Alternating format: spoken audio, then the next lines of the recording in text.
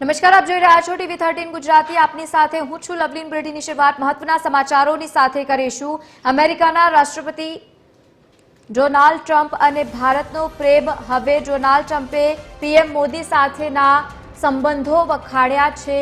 બીજી તરફ વડાપ્રધાન નરેન્દ્ર મોદી સાથે સંબંધો ખૂબ જ સારા છે તેવું ટ્રમ્પ કહી રહ્યા છે। ભારત રશિયન તેલ ખરીદતું હોવાથી ટ્રમ્પ નારાજ છે અને બીજી તરફ ટ્રમ્પે જે રીતે આરોપ લગાવ્યો છે, નોંધનીય છે કે વધારાનો એક તરફ 50% ટેરિફ પણ લાદ્યો હતો અને બીજી તરફ હવે ચિંતાનો માહોલ પણ તેમનામાં જોવા મળી રહ્યો છે। નોંધનીય છે કે રાષ્ટ્રપતિ ડોનાલ્ડ ટ્રમ્પે જે રીતે પહેલા ટેરિફ લાદ્યો હતો અને ત્યારબાદ હવે ચિંતાનું મોજું પણ ફરી વળ્યું છે, તો બીજી તરફ હવે ભારત પર જે રીતે 50%નો ઊંચો ટેરિફ લાદુ કર્યો હતો અને ત્યારબાદ હવે વડાપ્રધાન નરેન્દ્ર મોદી સાથે ખૂબ જ સારા સંબંધો છે તેવું ટ્રમ્પ કહી રહ્યા છે। ભારત રશિયન તેલ ખરીદતું હોવાથી જો કે ટ્રમ્પ નારાજ પણ જોવા મળી રહ્યા છે, પરંતુ બીજી તરફ ટ્રમ્પે લગાવ્યો છે ભારત પર 50%નો ઊંચો ટેરિફ અને તેને જ લઈને હવે તેઓ ચિંતામાં પણ મુકાયા છે।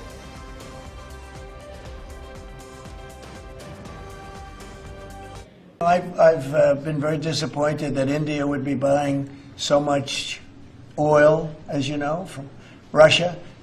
And I let them know that. We put a very big tariff on India, 50% tariff, very high tariff. I get along very well with Modi, as you know. He's great. He was here a couple of months ago.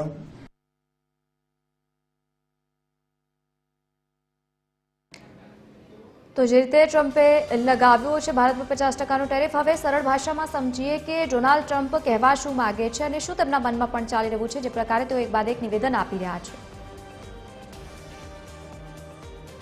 તો Bharat Russia પાસેથી ઘણું oil ખરીદે છે, તેનાથી હું નારાજ છું। તેમને જાણ થાય છે તે માટે અમે તેમના પર ટેરિફ લાદ્યો છે। 50% ટેરિફ જે રીતે લાદવામાં આવ્યો છે, તમે જાણો છો કે અમે વડાપ્રધાન મોદી સાથે ખૂબ જ સારા સંબંધો રાખીએ છીએ। થોડા મહિના પહેલા તેઓ અહીં આવ્યા હતા।